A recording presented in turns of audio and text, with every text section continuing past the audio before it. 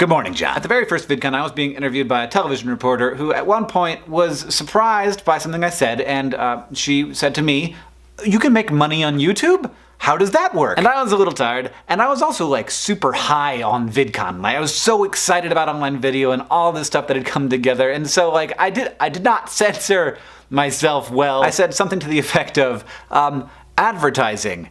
My show has more viewers than yours does. Which I did not intend to be a sick burn. It just came out. Like, that was the thing that was true. But the answer to that question is complicated. And since I think about YouTube a lot, and I think that we should all be more open about how all of these things work, let's do it. Let's talk about how YouTubers make their money. Different kinds of content have to have different kinds of support. Like this right here, very low budget. This is just two guys. We could probably subsist on what we call AdSense and merch. AdSense works for every YouTuber as long as you're not like philosophically opposed to advertising. If you click a little box when you upload your video, YouTube will sell an ad against it, and then it will split the revenue with you. You get 55%. This is kind of wonderful. It is not a common thing among social media sites, though they have started to share some revenue. YouTube started doing it way back in like 2007 and 2008. It's also part of why it's such an appealing place to make stuff, and also part of why it's become harder to break in. Because if there's a way to make money, then people will spend money to make their content look better so that they can compete on the platform. Anyway, YouTube AdSense pretty much stays at the same level, and everybody has access to that, which is really amazing. But at higher levels, you start talking about brand deals, maybe endorsement deals, maybe really good merch stuff, and even eventually getting support from someone else to help realize your vision. Crash Course and SciShow were both funded by grants from YouTube because they wanted more high-quality stuff on the site, so advertisers would be more likely to advertise. Those systems are really hard to democratize and make available to everybody. Now, brand deals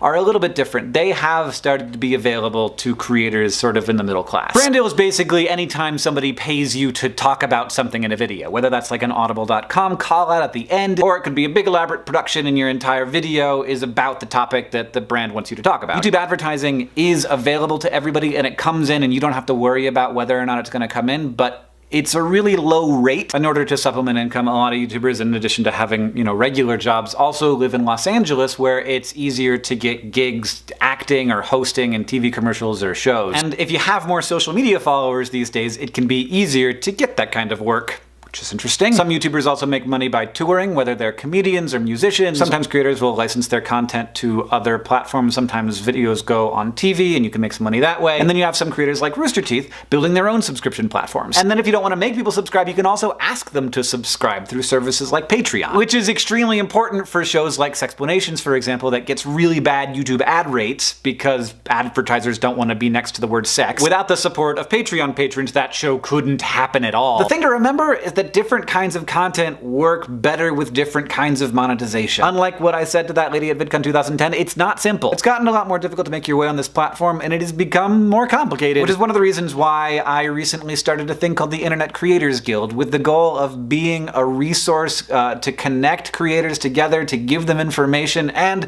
to let them have a unified voice when talking about when things go wrong and what they would like to make them happier. To be clear, I started this thing, but I really don't want to run it. I don't think that I should run it, and I definitely can't. Honestly, I think that I'm too biased to be in charge, so I'm looking forward to eventually stepping back after helping Laura Chernikoff, who's one of the most effective people I've ever met, get established as the executive director of the organization. There is a lot of value that's created by online video, and as different systems evolve for capturing at least some of that value, it just gets more complicated. And as those barriers rise, we need to create systems that keep the benefits of this revolution accessible to the most people possible, and I hope that the Internet Creators Guild can play a part in that. Thanks everybody for listening to this. Hopefully it wasn't too inside baseball. John, I'll see you on Tuesday.